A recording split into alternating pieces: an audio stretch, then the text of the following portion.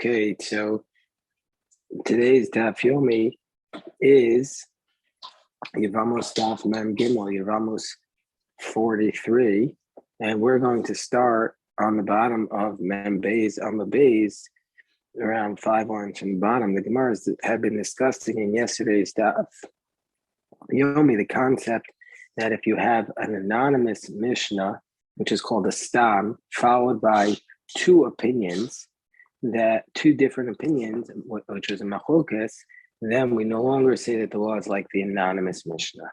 That was a principle that the Gemara put out there, that Rabbi Yochanan said, machlokas v'acharach stam, halacha stam, but stam v'acharach machlokas, that if you have an anonymous followed by a dispute, then the law is no longer like the stam. So the Gemara says, mistamech v'azel Rabbi Avo akasvei de Rabbi Nachum shamei. So Rabbi Avo was walking along on and leaning on the shoulders of Rabbi Nachum, his attendant, and Menake v'azel hilchos aminei, and so Rabbi Nachum was walking along and picking up halachos from him. He was filling up halachos, filling up different sources and general rules of the Talmud. So the Gemara says, Ba'amine, the Rabbi Nachum asked Rabbi Avahu the following question. He said, Machlokas v'achar kach stam mai. If you have a dispute followed by an anonymous machlokas, if you have a dispute, meaning two opinions in the Mishnah, followed by a stam, followed by an anonymous Mishnah, what will be the law? So Amarlei halacha kastam. He says, well, Rabbi Avahu said, under those circumstances, the law is like the anonymous. The law is like the anonymous. So then the Gemara says, stam v'achar machlokas mai. Well, let's say you have a stam, you have an anonymous Mishnah, and then you have the dispute. So that's what we had just said Rabbi Yochanan said. So Amarei ein halacha kastam. Well, there Rabbi Avo said, just like Rabbi Yochanan said, the law is no longer like the anonymous because it's followed by a dispute. Well, let's say the Mishnah is anonymous, but the Brisa, which is written contemporaneously, records a dispute in the matter. What's the law? Well, it says there, well, since the Mishnah is anonymous, the Mishnah is considered to be more authoritative than the Brisa. We're going to follow the Mishnah and say the law is like the stam. Well, let's say the Mishnah records a dispute, and the Brisa has an anonymous source. The Brisa is written anonymously, whereas the Mishnah records a dispute. What's the law? Amarlei. So then Rabbi Avo responds from the top of Mem Gimel Amud Aleph, V'chi Rabbi lo shana, Rabbi Chia minayin lo.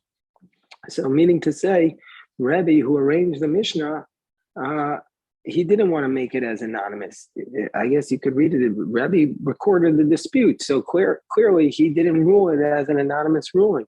So why would Rabbi Chia, who did the Brisa, who was the student of Rabbi, how would he know that should be the law like that matter? Meaning to say, he says the law is going to be like the Mishnah, who says it's a dispute, and not like the Brisa, who says it's anonymous.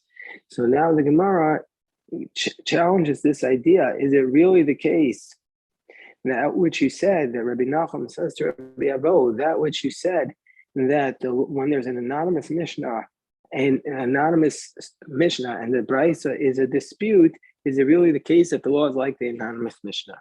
And the Gemara and Rabbi Nachum challenges this concept from Rabbi Avo, from a Mishnah from Maseches Kelim.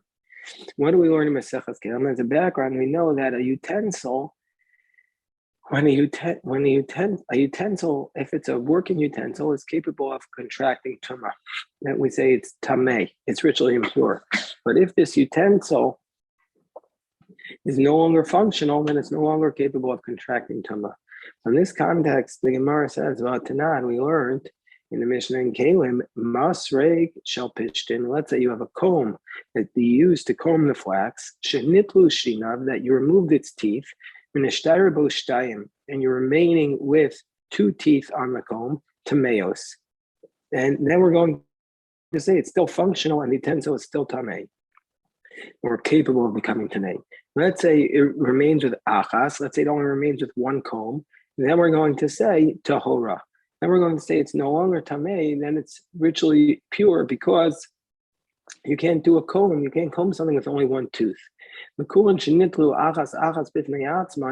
all of these teeth of the comb that you removed one at a time, tameos. The teeth themselves are tamei because you can use them as a functional utensil.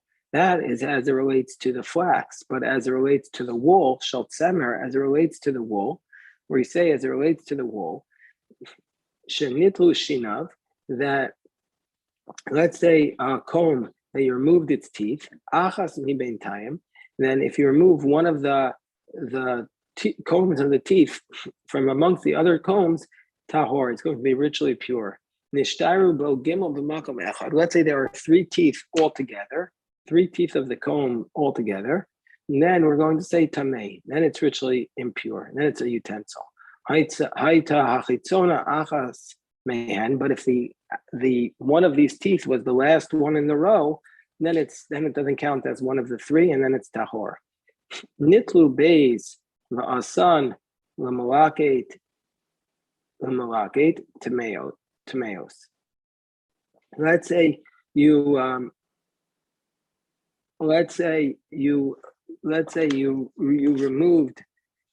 you removed two of the combs, and then you made it into a malake, like a type of tongs, then, or like a type of fork.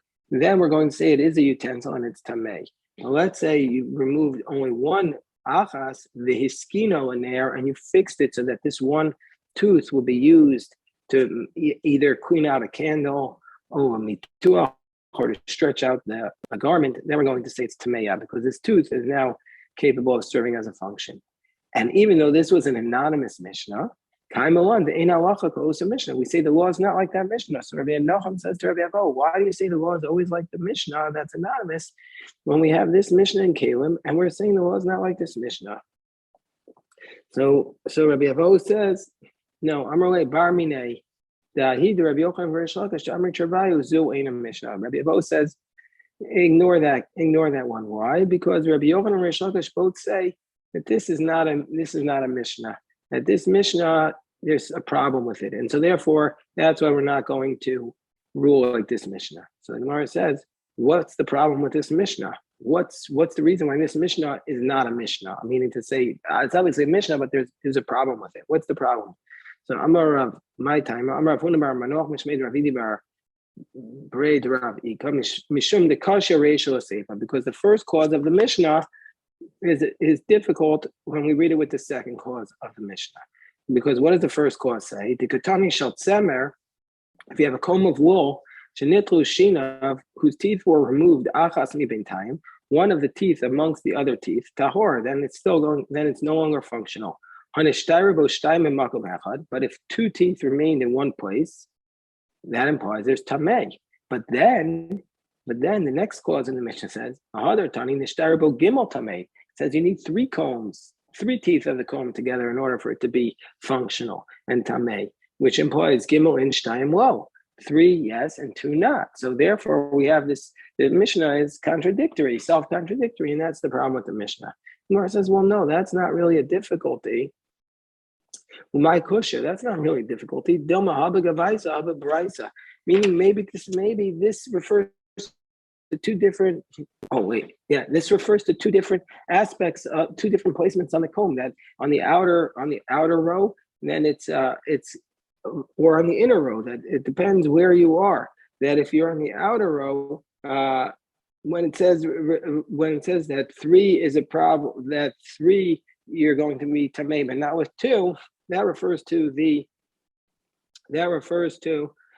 outer one, and whereas where it says that two is tamei, or that's the problem. Meaning to say that it depends where on the comb it is. That the comb has different functions. So in the inner one, that's where we say that if you remove one from amongst the two, it's going to make it tahor. That's talking about on the inner row, and so therefore it's tamei because we're going to say you could still use it, but that where we say that you need three together in order to tamei, that refers to the outer row.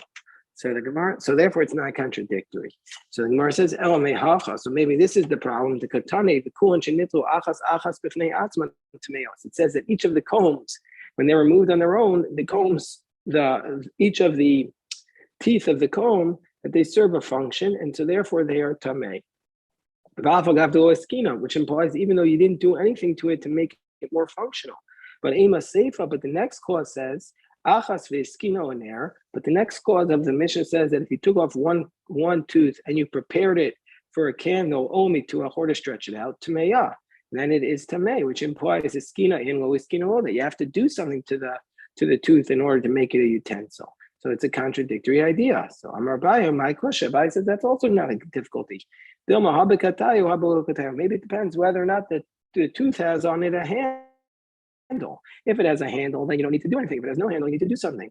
So says Rav Papa, I'll give you another problem. My kushya, there's all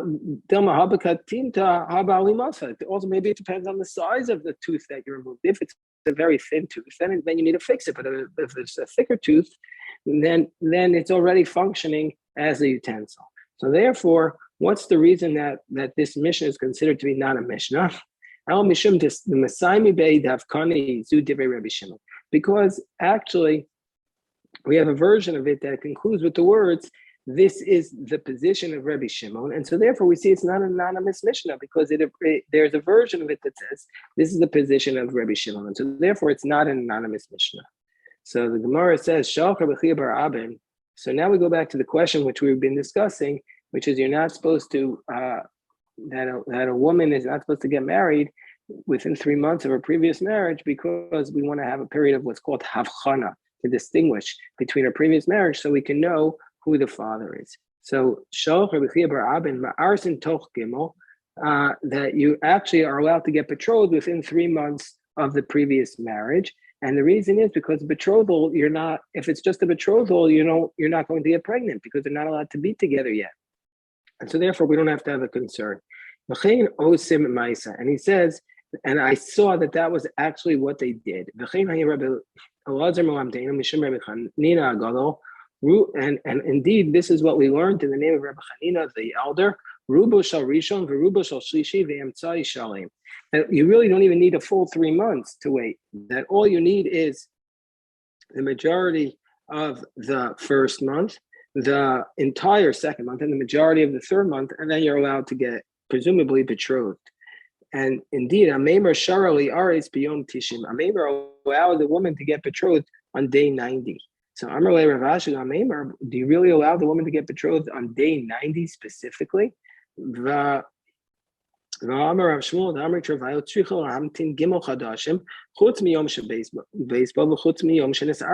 you need to wait 3 months, and that does not include the actual day of death, meaning 3 months starting the counting the day after the death, and also does not include the day of the betrothal. You need a full 90 days, not you're not going to get betrothed on day 90. The Gemara says,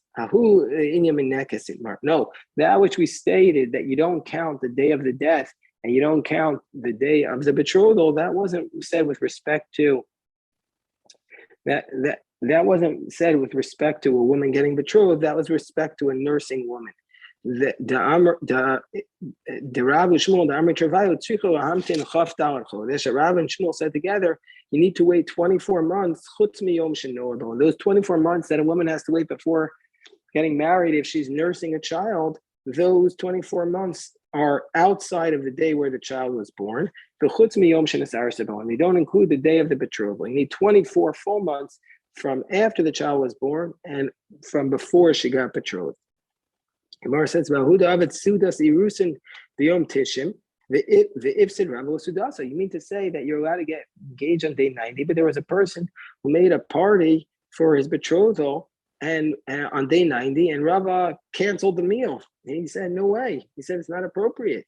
Ifsid rabbi sudasa. You can imagine Rava came in and said, "This is not appropriate." So the Gemara says, "Ahi sudas nesuin have."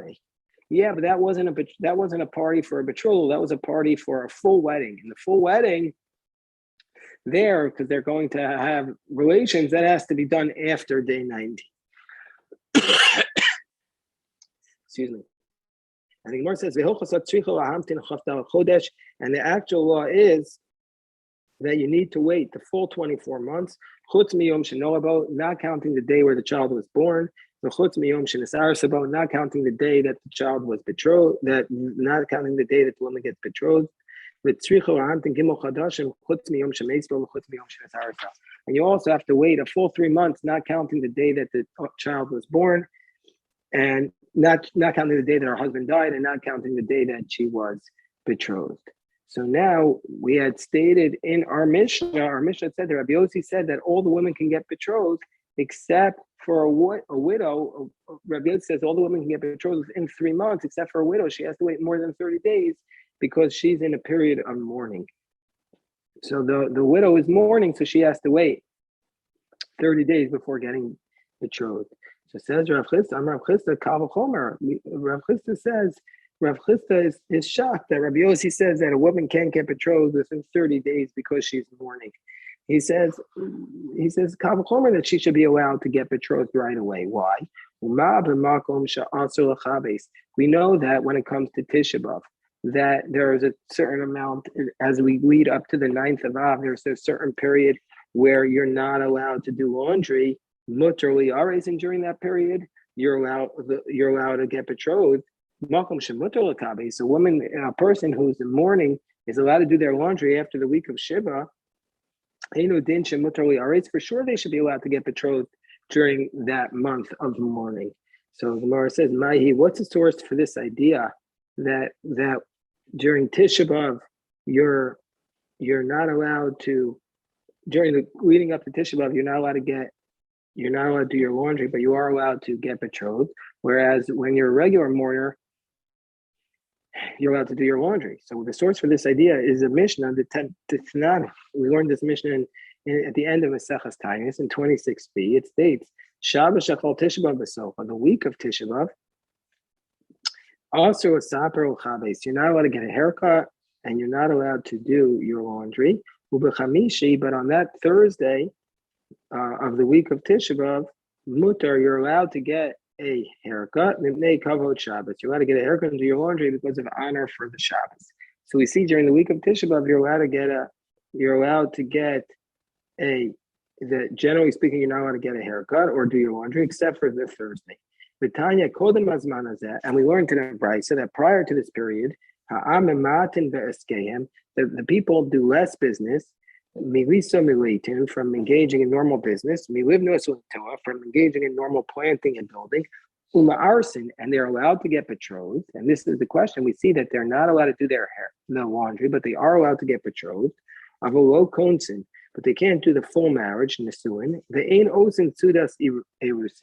And they're not allowed to do a party for the betrothal. So we see from here that during this period where they're not allowed to do their laundry, they are allowed to get betrothed. So therefore, during the regular mourning, Rav Chisda says, basically, he's wondering about why Rabbi Yossi ruled that during the period where they're allowed to do their laundry, for sure they should be allowed to get betrothed.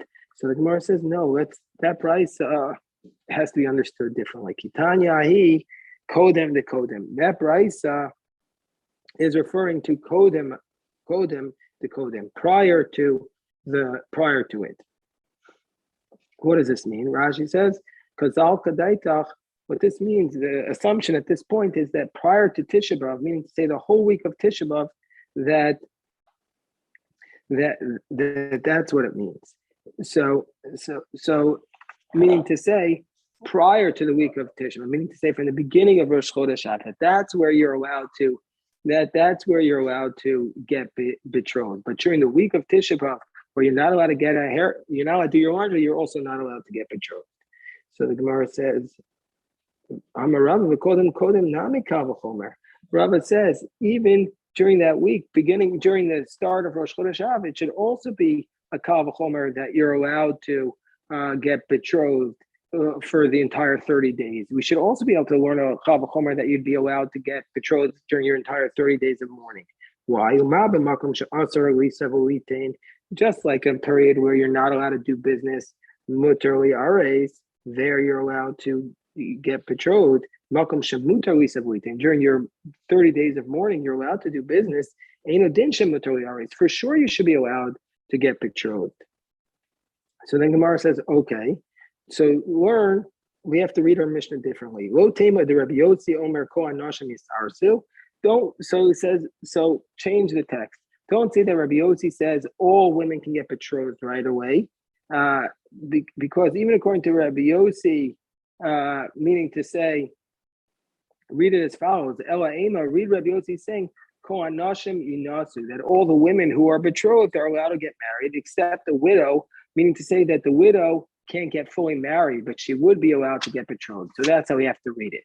So meaning to say that Rabbi Yossi says, according to this reading of the Gemara that's being put forth, the Gemara is suggesting that Rabbi Yossi says all the women can get married, fully married. They just all the women could get fully married, except for a widow who can't get fully married. But all the women can get betrothed, even a widow, during the first 30 days. So the Gemara says, so according to this assumption, we're saying that Rabbi Yossi doesn't require you to wait 3 months before getting married, because he's saying all the women can get fully married except for a widow because she's in mourning. Gemara says yes, Rabbi. It's possible to say that Rabbi Yossi says that a woman doesn't need to wait 3 months before getting married. She's allowed to get married right away, except if she's a widow for the first 30 days, because there it's joyous. Or else alternatively, the Gemara says we could say Olam Islay. Rabbi Yossi does say that you have to wait 3 months. And so there's a different way to read our Mishnah. How would we read our Mishnah? Ema Rabbi Yossi Omer Kol Arusos Grushos Inasu. Meaning to say what Rabbi Yossi is saying that all the women who are betrothed and divorced, they can get married right away. That they don't need to wait 3 months because of Avchana, because they were divorced from their state of betrothal, and so therefore they weren't able to be fully, they weren't able to be with the man. But if she was fully married, then Rabbi Yossi would say you'd have to wait 3 months. So Gemara says, well, that's exactly the position of Rabbi Yehuda. Because that's exactly what Rabbi Yehuda says. Prior to Rabbi Yossi in the Mishnah, Rabbi Yehuda says that a woman who is betrothed is allowed to get married during those 3 months. If that's the case, what exactly is the dispute between Rabbi Yossi and Rabbi Yehuda? And the Gemara now assumes that just like Rabbi Yehuda allows an Arusa to get married, so too, he doesn't make a decree about a Rusin, that if you're going to allow the Arusin, you're going to allow the Nesuin, and he allows a woman who is Nesua to also get betrothed. And so the Gemara says, well, what's the distinction between Rabbi Yossi and Rabbi Yehuda? So the Gemara says, no, that's a distinction. Ika benayo Nesua li aris. The distinction between Rabbi Yossi and Rabbi Yehuda is, if there was a woman who was fully married, is she going to be allowed to get engaged? Is she going to have to wait 3 months before getting engaged? Rabbi Yehuda savar Nesua muteras aris. Rabbi Yehuda says a woman who is fully married is going to be permitted to get betrothed, whereas Rabbi Yossi savar Nesua asura li aris. Rabbi Yossi says she can't get betrothed because we have to be concerned that if we're going to allow her to get betrothed, then maybe she's also going to fall within 3 months. She'll get married, and maybe she's pregnant, and then we have the whole problem. So the Gemara says, well, according to this reading, you're saying the Savar Rabbi Yossi Nesua Asur li aris. So according to this reading, we're saying that a woman who is fully married, according to Rabbi Yossi, is not allowed to get betrothed because we're concerned that she might get fully married. But we have a brisa that seems to go right against that. Rabbi Yossi says, Kol Anashim, all the women, according to Rabbi Yossi, Yisarsu are able to get betrothed. Chutz min almana mipnei ha'ibul. We have a brisa that says explicitly that all the women can get betrothed, except for a widow because of her mourning period. V'kama ibul shalash shloshim yom, and her mourning period is 30 days. So Rabbi Yossi is saying explicitly that she's not allowed to get betrothed. V'kulan lo yinasu achi elan gimel chadashim. And all of them cannot get fully married until they wait 3 months. But according to this source, Rabbi Yossi says explicitly that all the women can get betrothed. So he doesn't make a decree against the betrothal. So the Gemara says, Hi, my kushya. This is not difficult. Why? Maybe we could change the brisa and read it as follows. Ko anashim yisarmu. So what's the problem? If you're saying that the problem is because the brisa says, Rabbi Yossi says all the women can get betrothed, well, we've already shown that we could change the text of the Mishnah to make it more understandable understandable for Rabbi Yossi's position. And so why is the Brisa, which is generally considered to be more problematic than a Mishnah, therefore mi alima mi masnisin? So the Brisa is not more difficult than the Mishnah. Do kimna barusos grushos dinasu. That we said that. What is that referring to? That refers to the a case of the women who are betrothed and then divorced. They're allowed to get married. Hachinami, here too, that's all it means. Ko arusos grushos dinasu. All it means is that all the women who are divorced from a state of betrothal, they could get married.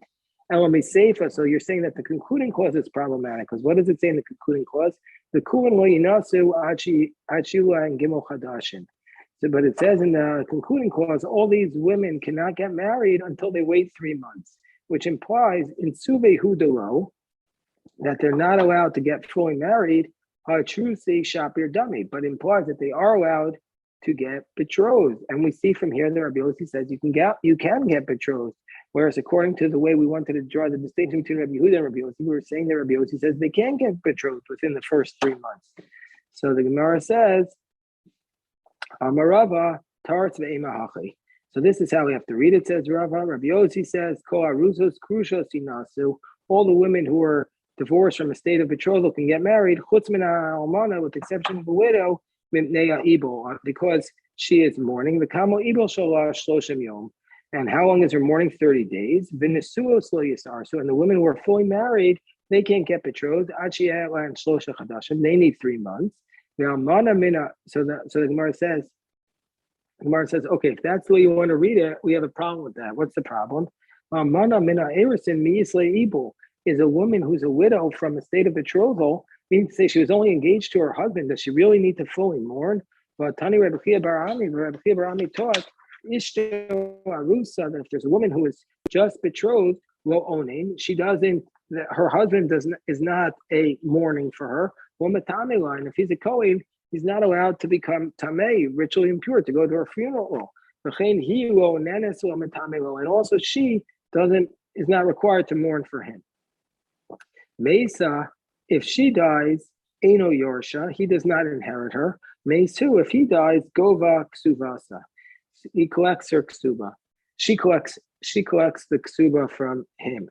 So we see from here that even from a state of betrothal, the woman is not really mourning. So therefore, if that's the case. So if that's the case, we see that a woman who's in mourning does really not, who is just betrothed, really is not mourning for her husband. So therefore, the Gemara says, Elatanahi. The Gemara says, we have to reverse our position that we said before, and we have to go back to the text of our Mishnah, and then our Mishnah says all the women are able to get betrothed. So we have to go back to the beginning of our sugya, which we said that Rabbi Yossi is coming to teach us that you're not allowed to be betrothed during your days of your mourning because there's joy. And what about Rav Chisda's question that this is a kal v'chomer, because we see that during the week of Tisha B'Av, you're not allowed to get betrothed. So during the week of Tisha B'Av, where you are from the beginning of Tisha B'Av, you're allowed to get betrothed, even though you're not allowed to do your laundry. So how could Rabbi Yossi say you're not allowed to get betrothed during your month of mourning? So the Gemara says it's a dispute amongst the Tanaim. And what's a dispute? So the dispute is as follows. The Tanya may Rosh Chodesh V'Anatanis. We have a source that says from Rosh Chodesh until the fast day, they diminish their business, from engaging in business, from planting, and even already from the beginning of the month, we see that they're not allowed to engage in getting betrothed. So therefore, Rabbi Yossi has, there is a source that says that they're not allowed to get betrothed even from that period. But Shabbos, Shachal, Tisha B'Av, B'Socha, also a stopper with Kabes. And once the week of Tisha B'Av happens, then they're no longer allowed to do their laundry. Some